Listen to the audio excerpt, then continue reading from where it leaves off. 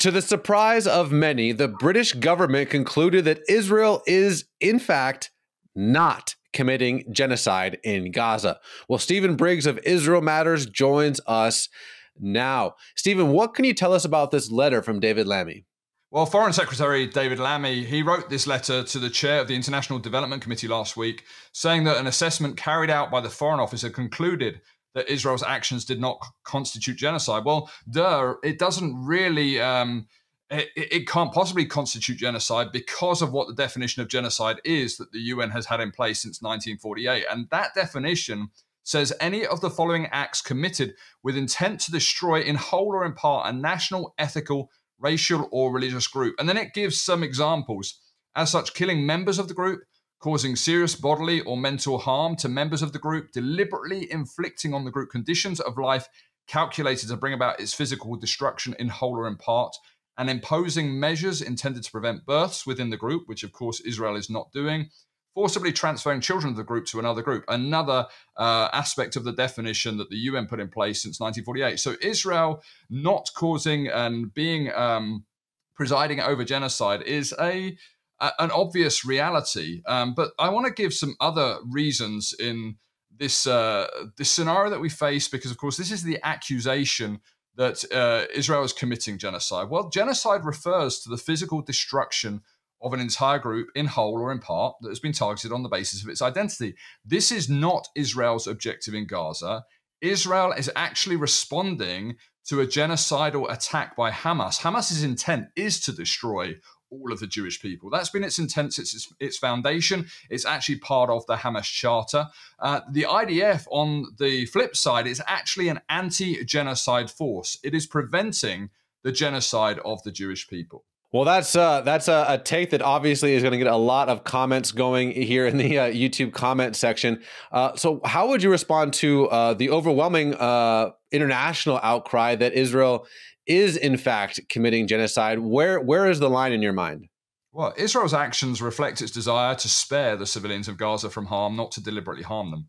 Dropping leaflets, making calls and texts, etc., to direct civilians. Indeed, they've just done that with these high-rise towers in Gaza City as well, out of harm's way. This has been their intent throughout. When you have a terrorist organization operating in civilian space, I mean, just to give an example, just about every one of the hospitals within Gaza have been compromised in hosting Hamas or Hamas representatives or terrorists, if I can say that, in their basements or in their operations. And then the whole world screams blue murder because Israel has had to target hospitals. Well, those hospitals would not have been targeted if Hamas had not been using them for their operations. So we have to recognize what is going on here is warfare that is taking place in civilian scenarios where actually Hamas's actions are designed to cause harm to Palestinian civilians and then to utilize that to blame Israel. Hamas actually uses their own children as human shields in a sick display of child sacrifice.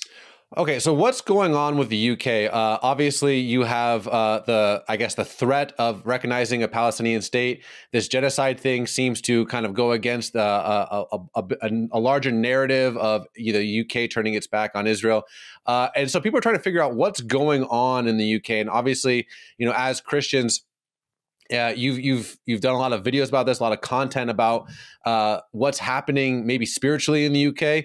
What insights can you give us as to what's happening in your native land? Well, I think the UK has had somewhat of a unique role in history. Britain was given the responsibility to restore the Jewish people back to their land.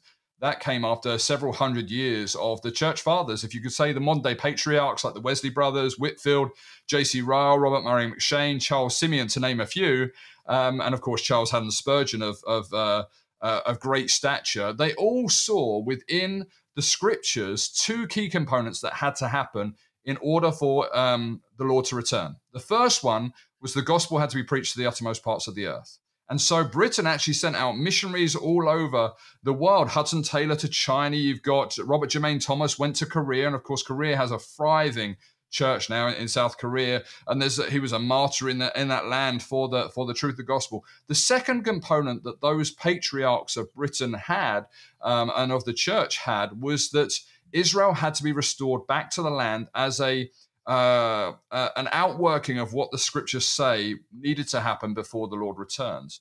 So these two components resulted in Britain being given the custodial responsibility of all of the nations of the world to restore the Jewish people back to their native homeland after thousands of years. What a tremendous responsibility that was given, because the land of Britain, the United Kingdom, was really the vehicle through which God took the gospel to the nations in the past 300 years. And then, of course, when that opportunity came about, there was a larger portion of territory that was allotted to the British to be involved in restoring. And Winston Churchill took a pen and drew down the Jordan River and divided that region into Transjordan and Palestine. And that became, of course, the Hashemite Kingdom of Jordan, which historically has never been a nation. That was the region of the Ammonites, the Edomites, and the Moabites, if we want to go back to biblical timeline. So this Hashemite Kingdom of Jordan was created by the British, and Palestine was meant to be the place that the Jewish people could return to. And then Britain reneged on the promises it had made, and made it very difficult for the Jewish people to return. And actually, not only did they make it difficult, but they sent some back to Germany who were fleeing the Holocaust, fleeing the Shoah. They imprisoned some in Mauritius and some in Cyprus. And Joel 3, verse 1 and 2 says, "In the latter days, when I restore the fortunes of Judah and Jerusalem, I'll bring the nations into Emek Yehoshaphat, not because of sin." It says, "because they divided my land and scattered my people." Britain was the chief proponent of that last century. Well, what do you think, fast forwarding the story, what do you think about what the UK, the position of the UK now? It's hard to understand. Obviously, your government is in a little bit of turmoil. Who's, the secretary now, who's, running the show? Obviously there's a lot of, changeover in your government right now. But where do you think the UK stands right now? And again, it's hard to read when it comes to Israel. Well, I think there is a mixture. There's always a mixture with nations. They're looking at what is, how do they balance the internal needs of a nation with the external needs. And Britain is on in my estimation, is on a collision course with God. But that's because of the decisions that they've made. Britain has been used historically to save regions physically, not least the whole of Europe in the Second World War. Britain was the vehicle through setting the world free from the tyranny of Nazism.